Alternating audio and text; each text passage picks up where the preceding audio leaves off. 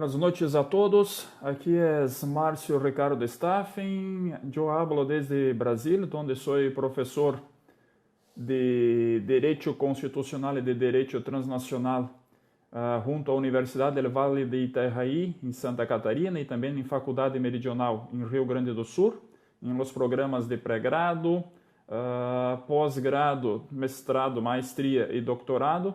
E para mim, nesta noite, é um gosto tremendo poder falar com vocês desde Brasil hasta Peru, hasta outras partes do mundo, com todos os que me escutam e também podem acompanhar nós outros por este espaço gentilmente propiciado por EGACAL. Necessito falar de uma justificativa prévia por um problema de tecnologia para acessar as bases e assim generar este conteúdo, pero está todo superado com todo o suporte extremamente amável de EGACAL.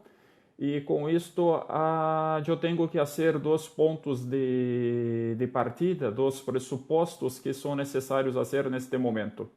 O primeiro deles é fazer uma justificativa, fazer um pedido formal de perdão por molestar seguramente a Miguel de Cervantes com este portunhol, com este português que tenta falar um pouco em espanhol. Pero prometo que tentarei falar despacio, em uma linguagem que seja mais inteligível a todos. E se isto não se queda bem, por favor, me digam, me contatem para que possamos fazer um ponto de mais tranquilidade, um ponto de maior qualidade de áudio e de ponência propriamente dito.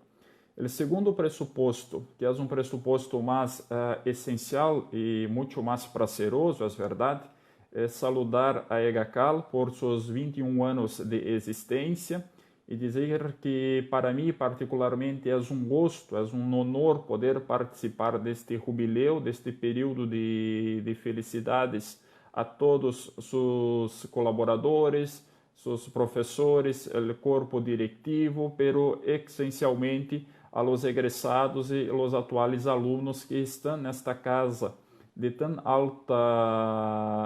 alto reconhecimento e prestígio, não só desde Peru, pero também em América do Sul, em Centroamérica e também em Europa, porque o período que conosco EGACAL desde 2012 ha escuchado, ha podido conversar e conhecer a doutora Ana Calderón, a doutor Guido Grados em Espanha, em Argentina, Bogotá, também em Costa Rica e essencialmente em Peru e Brasil, onde tem um prestígio, um reconhecimento extremamente conticente, extremamente hábil com o que é a sua trajetória acadêmica, com o conhecimento que cada um deles possui. Por isso, para mim, é um motivo de honor poder falar a vocês neste período que é um período de desafios, é um período de perspectivas novas, é um perfil que desafia essencialmente a forma com que nós outros, os profissionais, os intelectuais, os juristas têm com o direito. E isto é seguramente uma das missões mais caras, extremamente inscritas no ADN de EGACAL. É uma instituição que desafia um espaço de qualidade acadêmica, uma instituição que tem um apoio acadêmico, particular e personal absolutamente específico, extremamente prestigioso. E eu digo que este intento de doutora Ana Calderón, de doutor Guido Grados, que atravessa a virada de um milênio, é extremamente importante. Uma instituição de conhecimento que cruza um milênio merece muito respeito. É uma instituição que sobrevive aos ataques terroristas de 11 de setembro.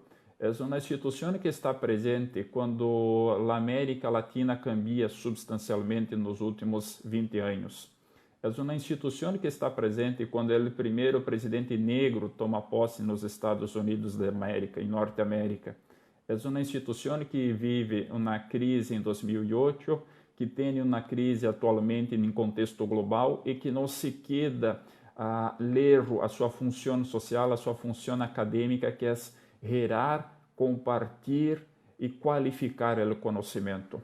Por tudo isto, devemos fazer um brinde, devemos fazer as felicitações a toda a equipe de EGACAL, que tem seguramente muito mais que 21 anos pela frente, que tem, oxalá, um século e assim possa qualificar, que tenha a capacidade de qualificar ao máximo o perfil de jurista, não só de Peru, mas também de América Latina, de Europa, de todos os países.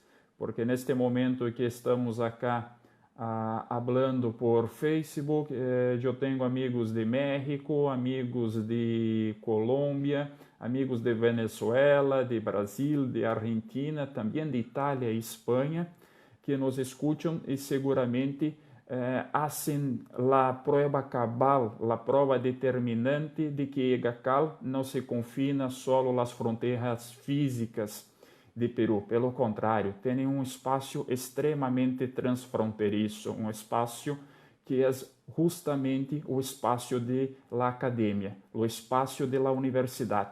Não respeitar fronteiras, não ter uma sede física, não ter uma direção postal, pero ter um espaço de conhecimento que é cosmopolita. Então, com isso, minhas felicitações a todos de EGACAL. É um gosto a ser parte desta trajetória, é um gosto a ser uma charla, uma ponência em um momento histórico tão importante. Hecho esto, é importante fazer uma abordagem sobre o tema central desta ponência, que é a constitucionalidade da luta contra a corrupção, a constitucionalidade do combate à corrupção. E por que ha elegido este tema quando dei a invitação de doutora Ana Calderón? Porque ha hecho mi doutorado em Direito Comparado na Universidade de Perugia, em Itália, sobre o método comparado e os estados latino-americanos.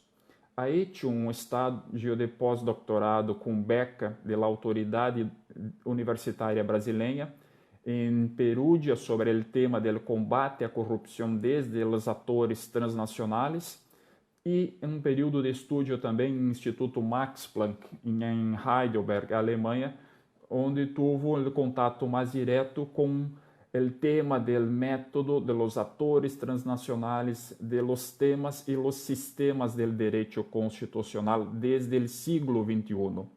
Porque isto é demasiadamente relevante neste período, é extremamente salutar compreender de que o direito constitucional do siglo XXI é um direito que acompanha o seu tempo.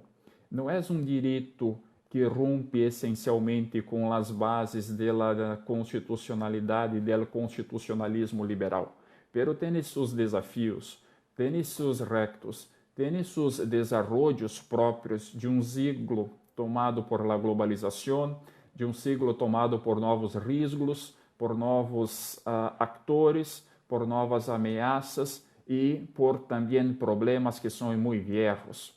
E por isto, para nós outros, o problema da corrupção, essencialmente em Brasil, pero também não me gusta em outros países de América Latina, é um tema extremamente precioso nos dias de que hablamos e também é um problema histórico recorrente, porque malogrado somos nós outros que temos uma impressão, temos uma estampa de que temos os países e os governantes mais corruptos do mundo. Pero isto liga a um problema que é, ou muitos problemas, porque primeiro precisamos compreender do problema da corrupção desde um aspecto semântico, desde um aspecto teleológico, desde um aspecto político, pero também de uma moralidade política e de uma perspectiva epistemológica. Porque quando falamos de corrupção e quando temos toda uma engenharia, todo um desenho institucional para combater, para lutar, para prevenir a corrupção em los estados como o Brasil, como também isto em Peru, em Equador, em Itália, em Espanha, em Angola. Quando falamos de corrupção, de que corrupção estamos falando? Qual é? Que tipo específico é o delito de corrupção? Ou se estamos solamente preocupados com o tipo, com o delito penal de la corrupção?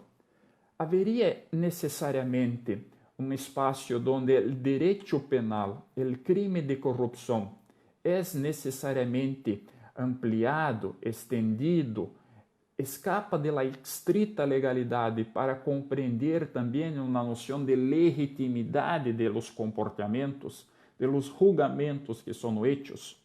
E este espaço de entender quando hablamos, quando questionamos, quando condenamos, quando marcamos contra a corrupção, de que corrupção hablamos? É a mesma corrupção que hablava o apóstolo Paulo quando da conversão ao cristianismo? Este problema de la corrupção que hablamos é o problema de la corrupção que estava também em San Agostinho, quando do início de la filosofia medieval. Este é o problema de corrupção que hablamos. É o mesmo problema de corrupção que estava em Maleus Maleficarum, quando de todo o sistema processual penal para ser o juzgado de las brujas, de las mujeres, de los judíos como não cristãos novos. O problema de la corrupção que hablamos atualmente é o mesmo problema de corrupção que está em um período de terror pós-Revolução Francesa, com Robespierre, com Marat e todos os que fazem o julgamento pelo terror, que fazem efetivo a guilhotina.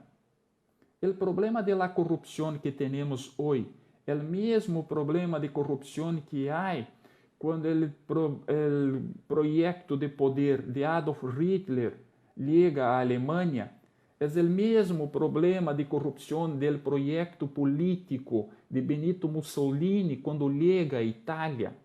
Porque todos estes factos históricos, todas estas relações jurídicas, desde o texto santo da Bíblia, hasta o discurso de Hitler em Reichstag, hasta a marcha de Mussolini hasta Roma, todos têm em comum um ponto: o combate à corrupção.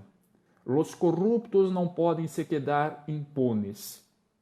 A corrupção é o malo que perverte nossa sociedade. Nós nos quedamos na miséria, na pobreza, nas carências, porque as corrupções fazem isto com nosso sistema político, com a sociedade em que estamos inclusos. Pero não há só este o problema da corrupção. Necessitamos compreender de que a corrupção em cada um destes modelos, em cada um desses paradigmas, tem um problema escuso. Há uma opacidade em la luta contra a corrupção.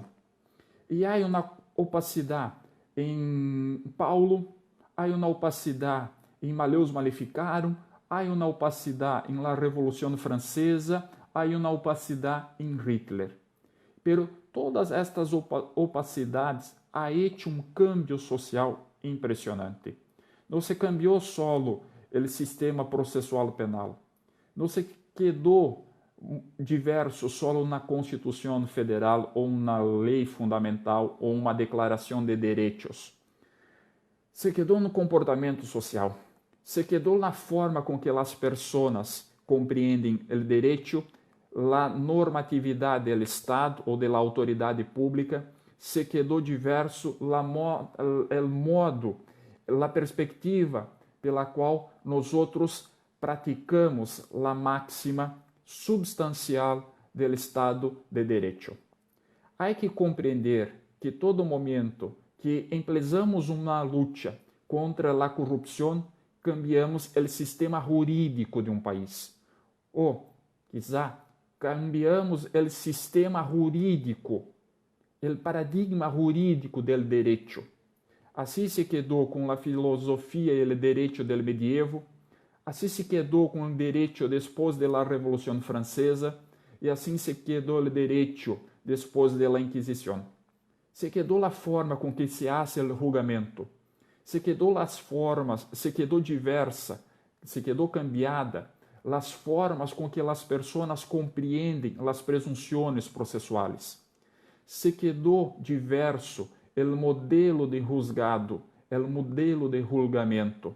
E, portanto, compreender qual é o limite, qual é a estrutura, qual é o sentido da luta contra a corrupção é extremamente relevante. Não só o direito processual penal, não só as fases que hacen necessárias para a formação de uma culpa, para um juízo de condenado ou inocente. É necessário compreender que tudo isto escapa de uma moldura que tipicamente o direito nos quedava como estável, como determinada, como dura.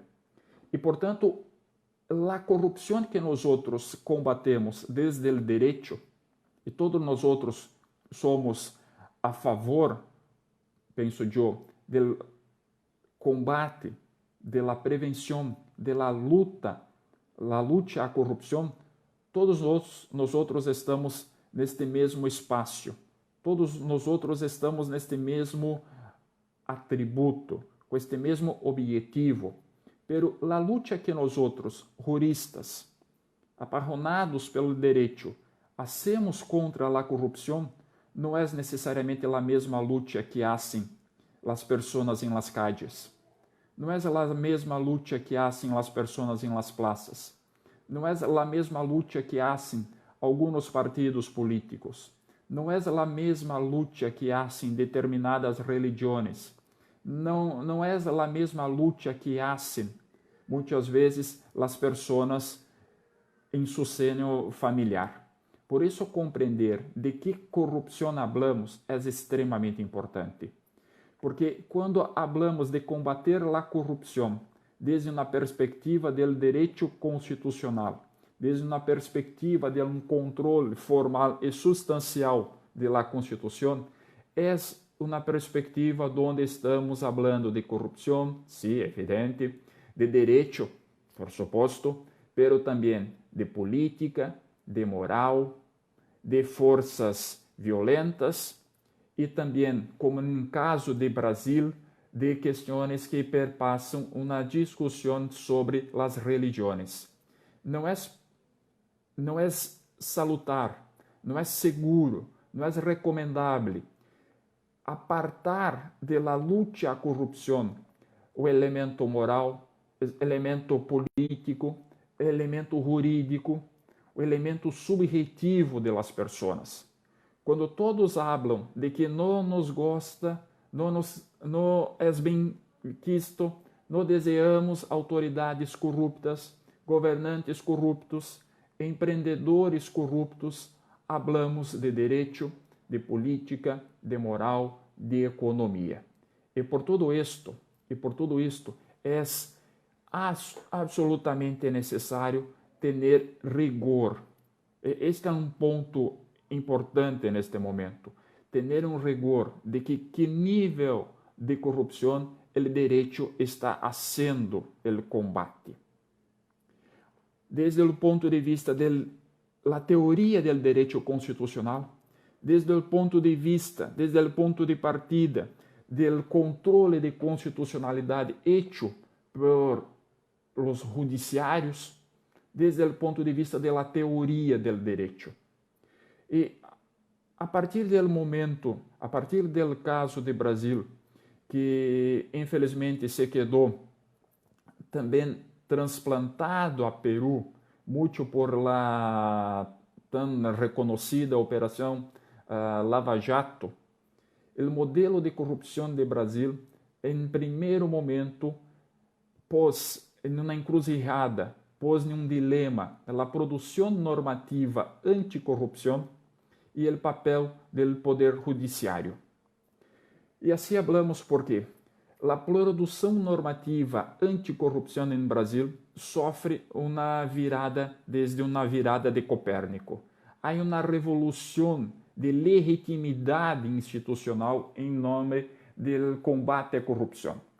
Todas as pessoas, a prensa, instituições extremamente relevantes em um contexto político de Brasil, falam de que os congressistas, que os políticos, a vieja política, não têm legitimidade moral para fazer mudanças, para fazer o cambiamento do combate à corrupção em Brasil.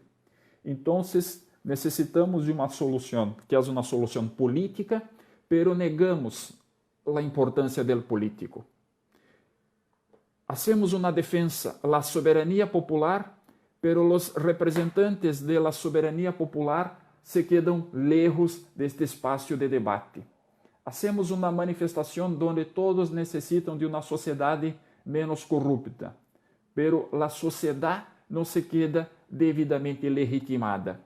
E o papel da legitimidade aqui é um papel distinto, porque se quedou a instituições que não são necessariamente porta-vozes, não têm legitimidade constitucional a ser o debate de uma produção normativa anticorrupção. E assim podemos falar del exercício hecho por la Fiscalia, assim podemos falar do exercício de atividade normativa desde o Serviço de Inteligência Financeira, assim podemos falar também da interferência das instituições religiosas, assim podemos falar desde a interferência de atores transnacionais, de empresas multinacionais, de organismos que não são organismos próprios do direito internacional. Então, não tem a corrência, meramente são órgãos de aconselhamento, órgãos de orientação técnica. E assim eu hablo de um ponto de partida que ha hecho em minha investigação de pós-doutorado. Ao examinar todas as propostas legislativas hechas em Brasil desde 2014 hasta 2016, o máximo período de atuação da Operação Lava Jato, o período concomitante ao impeachment da presidente Dilma, a um pedido, a um requerimento de impeachment também do presidente Michel Temer. Em todos estes períodos, nós só em la Câmara de Deputados, temos mais de 800 projetos de lei para hacer o combate à corrupção. E todos estes, em sua justificativa formal, em sua justificativa moral, mais de 48% hablavam de órgãos internacionais. A ONG, Transparência Internacional, o Banco Mundial, o Fundo Monetário Internacional, o Comitê de Basileia, que controla a inteligência financeira e o sistema bancário mundial.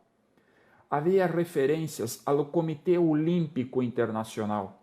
Haviam referências a tratados de Mercosul, por suposto, porque é uma fonte reconhecida desde o direito constitucional brasileiro. Pero haviam pouquíssimas referências a documentos e relatórios da Organização das Nações Unidas.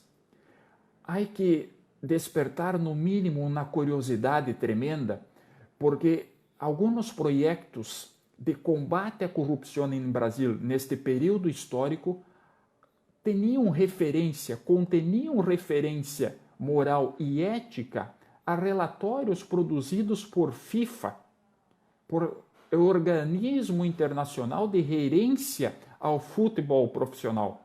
Pero todos, e essencialmente todos aqueles que têm uma curiosidade a maior por futebol, há de reconhecer que nos últimos 5 anos, a cúpula da FIFA se quedou envolvida em um escândalo mundial de corrupção. Portanto, como uma autoridade legislativa de um Estado soberano, para a luta à corrupção, para o combate à corrupção, invoca relatório técnico de uma empresa que também está involucrada em escândalos de corrupção.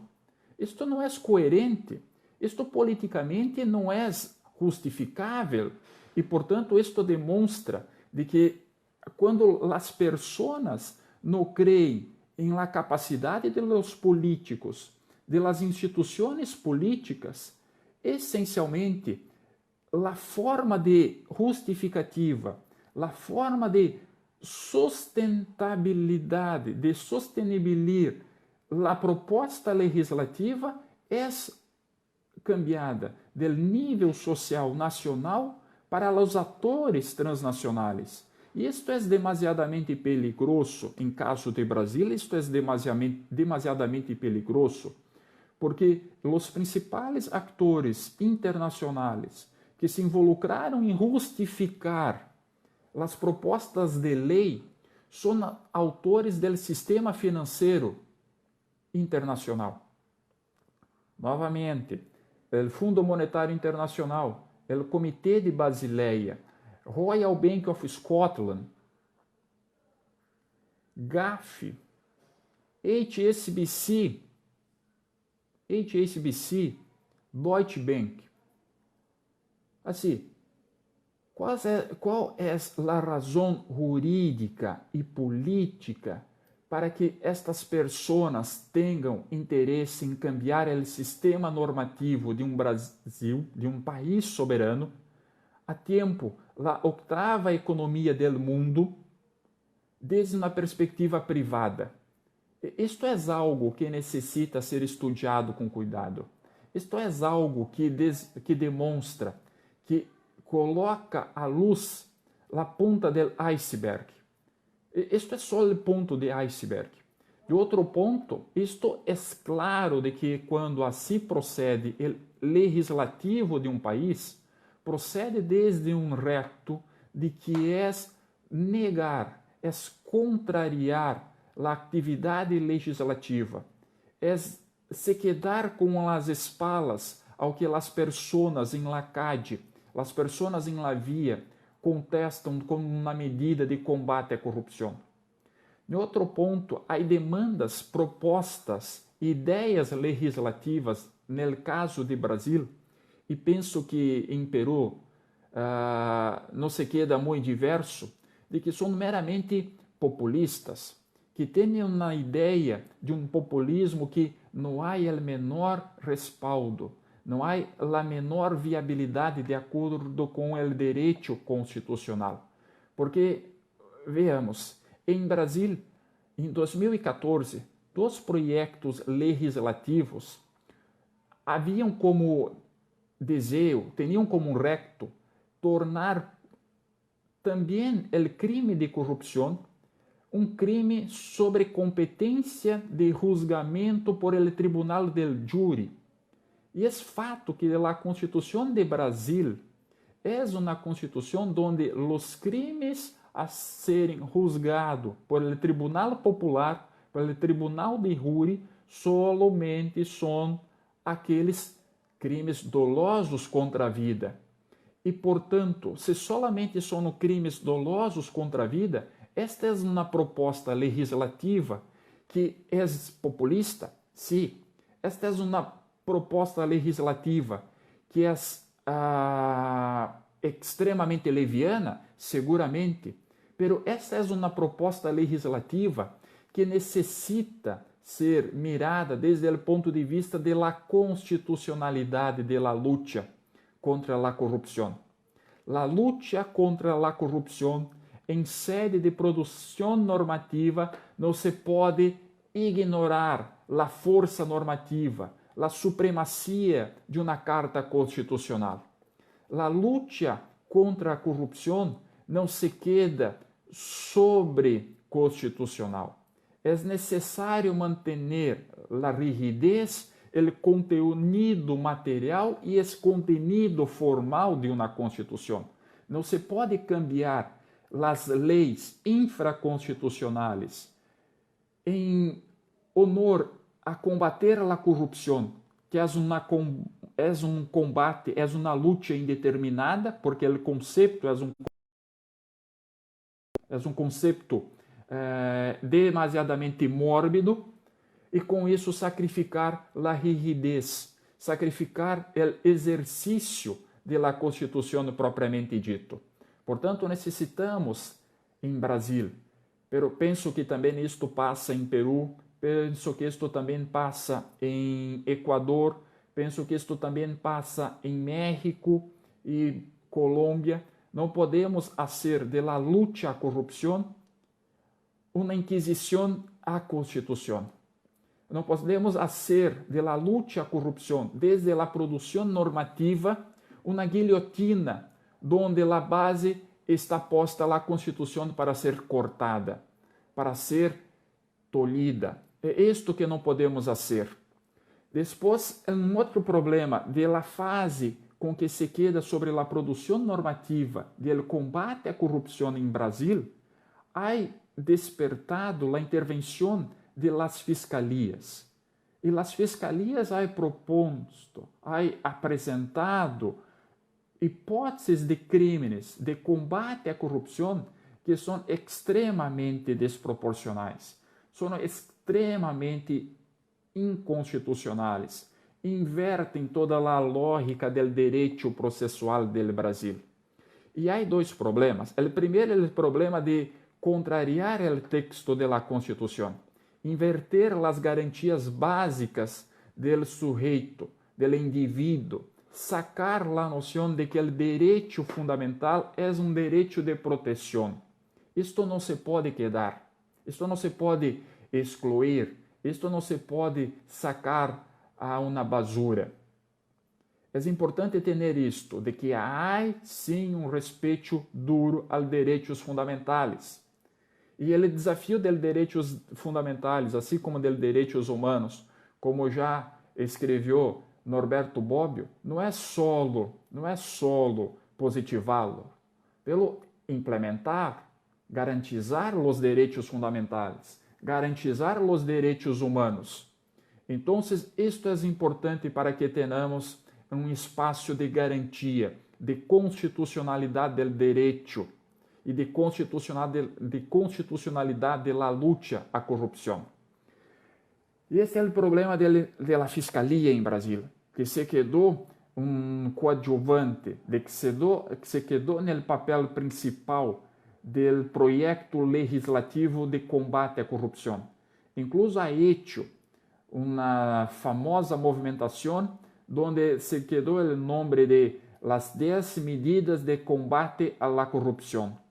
Pero las 10 medidas de combate à corrupção são 10 medidas que há hecho a parte inicial, há hecho seu lançamento público, há hecho sua apresentação ao público e, portanto, a um regime democrático desde uma igreja. A luta à corrupção em Brasil, por el papel de la fiscalia, por el papel de las medidas de combate à corrupção hechas por la Fiscalia de la República, em verdade, ha sido hecha, ha sido lavrada, ha sido escrita desde uma igreja.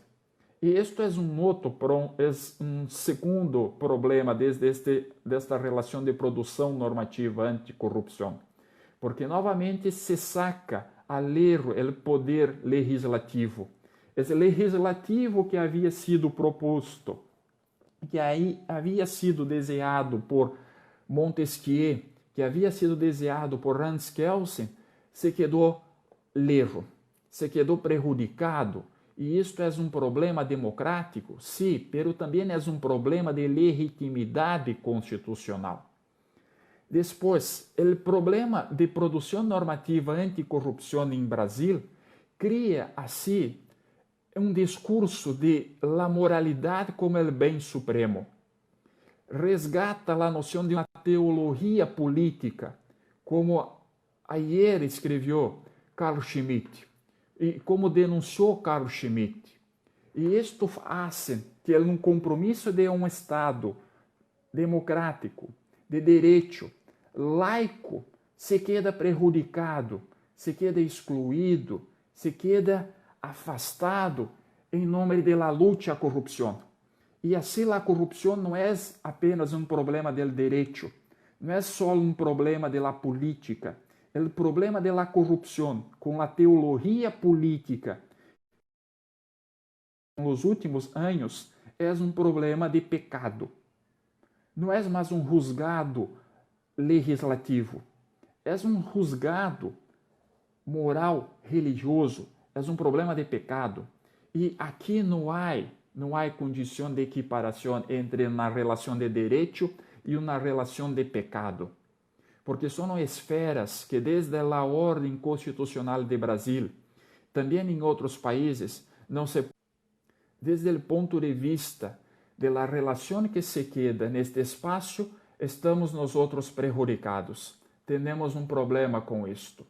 Também há que estar atento ao fato de que o combate à corrupção em Brasil e também em outros países do mundo, em África, em Europa, tem um problema de não ter uma relação forte, uma relação dura entre normativismo jurídico, entre decisionismo jurídico ou uma visão do direito como fruto de uma institucionalidade.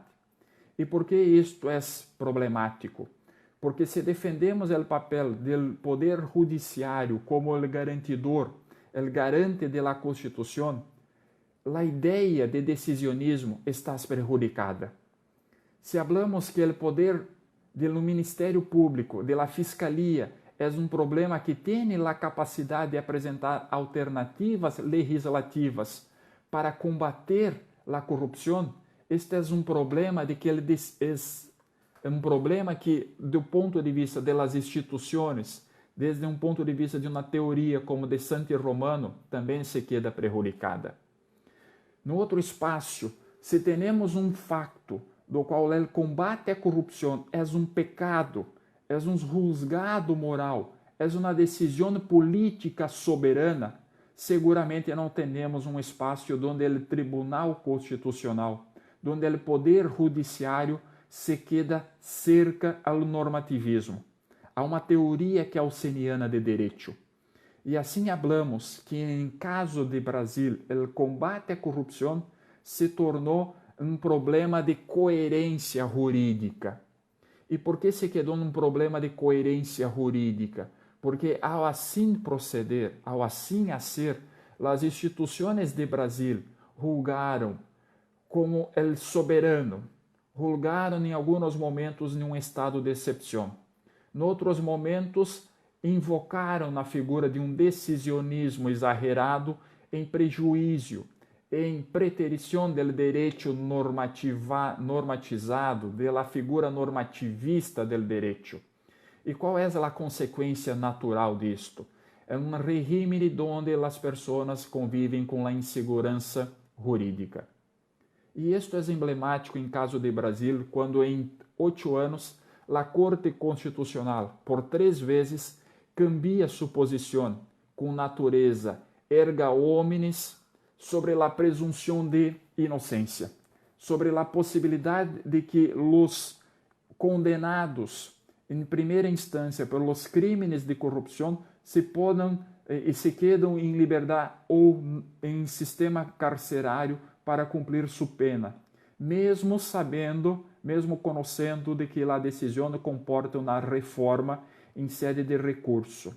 E em 8 anos, cambiar 3 vezes de posição é um espaço que é significativamente claro para demonstrar o problema da insegurança jurídica e de como temos em espaço de combate à corrupção um princípio de legalidade extremamente frágil, um princípio de legalidade que não é o mais duro, que não é o mais coerente, que não é o mais corrente propriamente dito.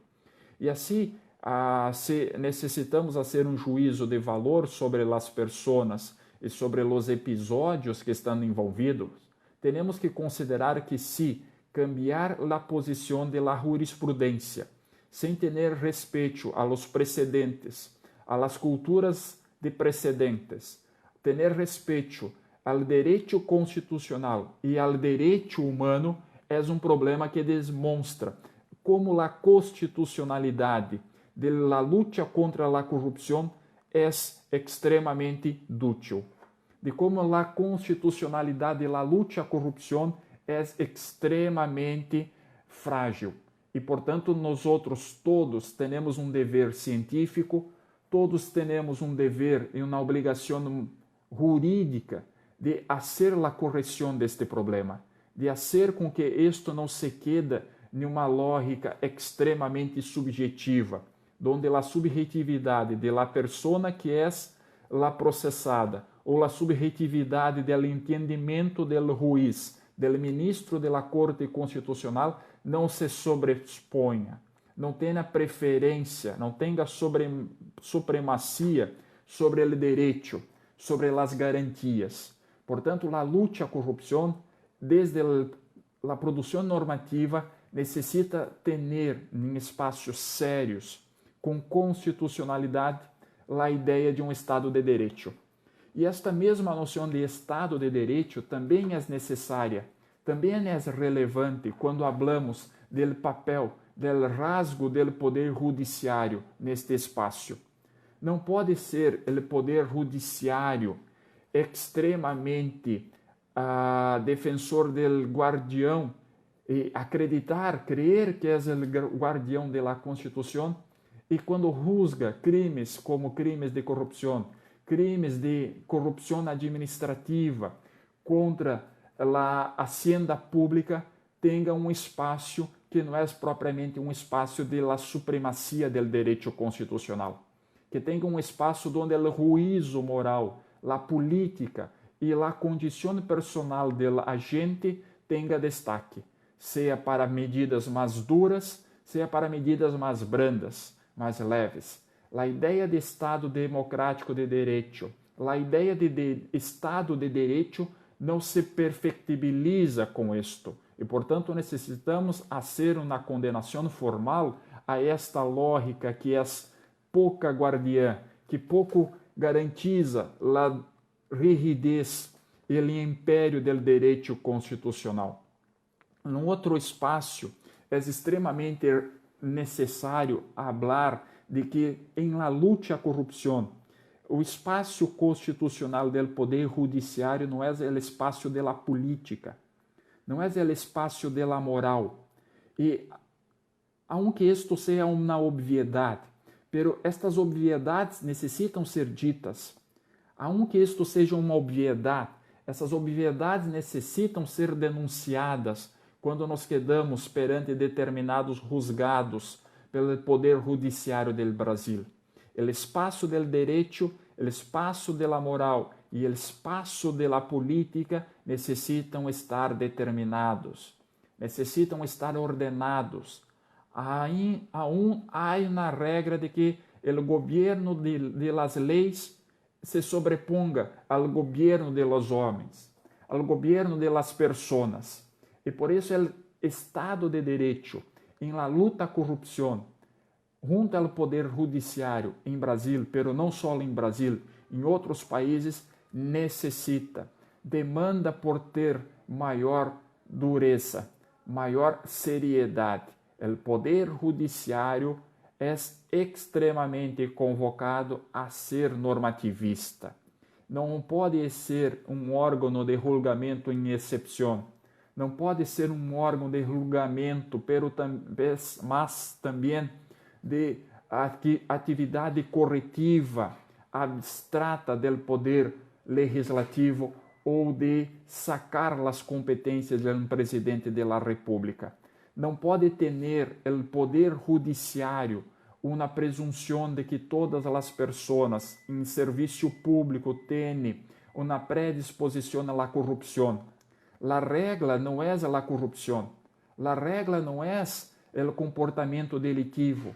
A regra não é a mala fé.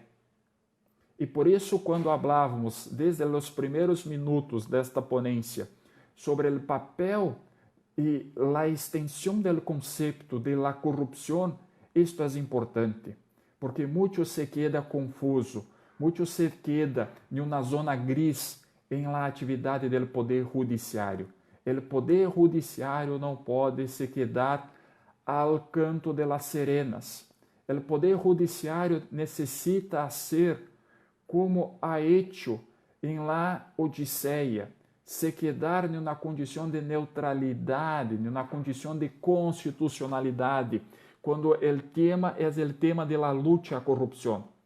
E não necessariamente isto é uma defesa à impunidade, como normalmente as pessoas e alguns governantes fazem del discurso para pressionar o poder judiciário, para ter medidas mais duras, para ter violações de garantias processuais. É importante de que este canto de las sirenas não ligue ao poder judiciário, que o poder judiciário, quando haga a atividade constitucional de combater a corrupção, haga em favor, em defesa ao Estado de Direito e a garantia da Constituição. Porque se o judiciário se convierte em um ponto onde as pressões morais, políticas, o discurso majoritário é determinante, a ideia de garantia, a ideia do Estado de Direito se quedou afastada. E neste sentido, mais do que nunca, em combate à corrupção, por tudo o que se passou em Brasil e que segue se passando em Brasil por outros mecanismos, pero também está presente nos dias de hoje, é importante entender que em o combate à corrupção, o direito não é uma espada. Em combate à corrupção, o direito é um escudo de las pessoas, um escudo de los agentes, um escudo de las instituições.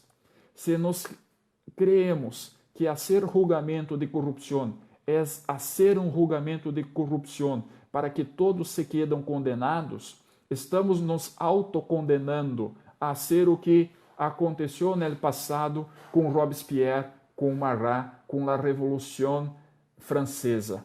Isto é importante. Também necessitamos estar atento, porque o combate à corrupção, desde uma perspectiva do direito constitucional, da teoria da Constituição, não pode, em países como o Brasil, ou em outros países de América, pero em países essencialmente ocidentais, sucumbir a ser um julgamento de uma teologia política. E falamos isto por quê? Porque, junto ao processo de combate à corrupção em Brasil, nós outros temos mirado um ressurgimento de discursos religiosos, como se o problema da corrupção há que ser tratado desde o ponto de vista de uma correção moral, de uma correção religiosa. E assim, boa parte dos projetos legislativos dos últimos 3 anos em Brasil fazem referências a igrejas, essas referências ao papel de líderes religiosos, fazem referências à atuação desde o ponto de vista do pecado.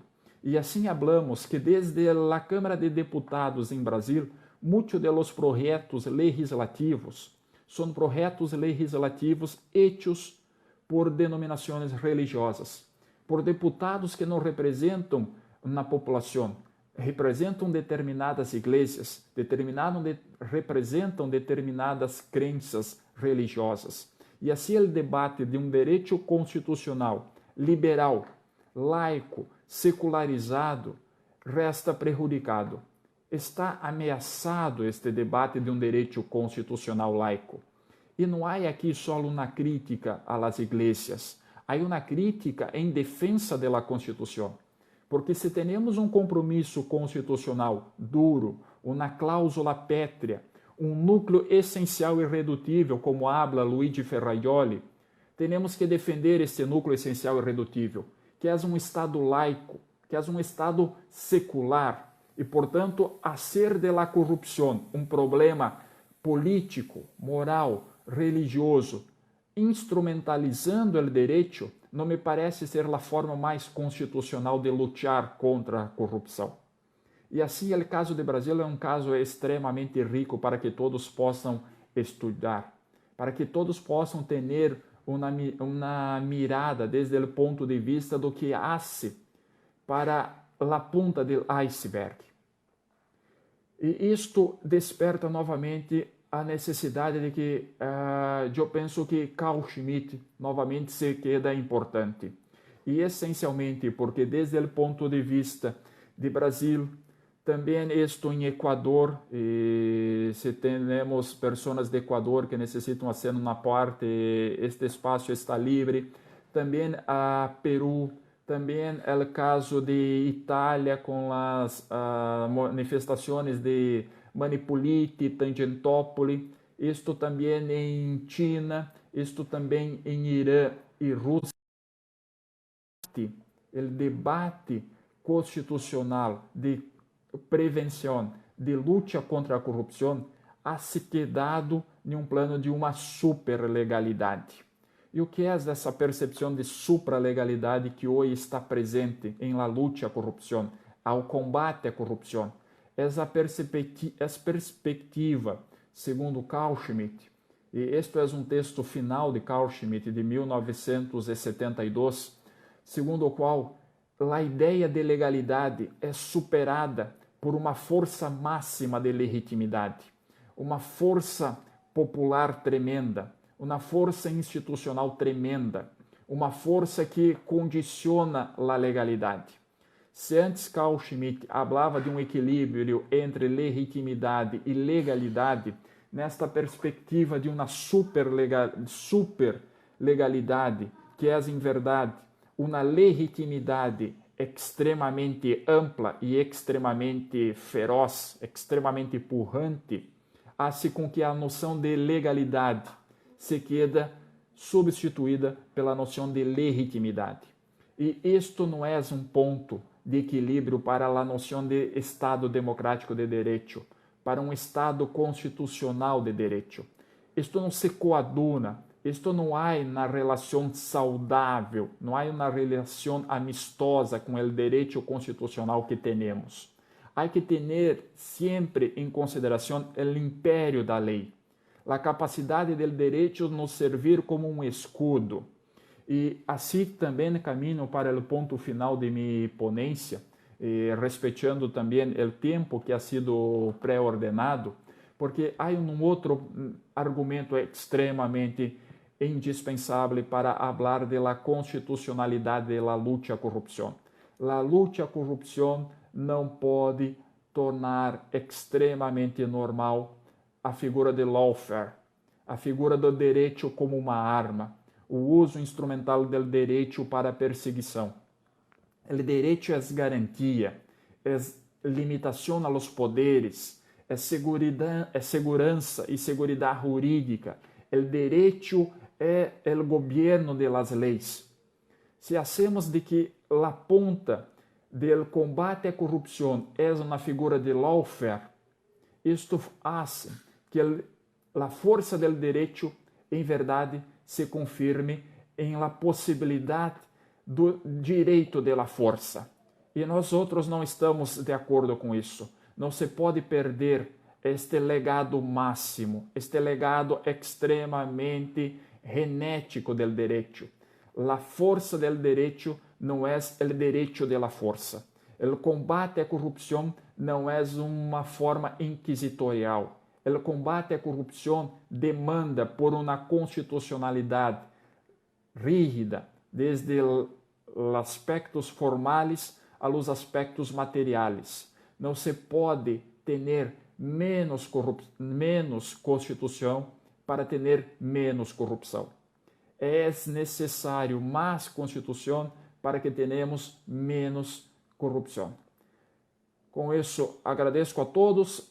Espero ter sido o porta-voz de muitas inquietações, de muitas questões e de poucos dogmas. O papel que me gusta neste momento não é o papel de um dogmático, mas é um papel de uma pessoa que necessita fazer algumas críticas, que necessita fazer algumas propostas, que necessita fazer o papel do advogado del diablo, porque é extremamente salutar isto, fazer o papel do advogado del diabo, quando todos fazem uma certa cegueira, como ha escrito José Saramago, em tempos de combate à corrupção.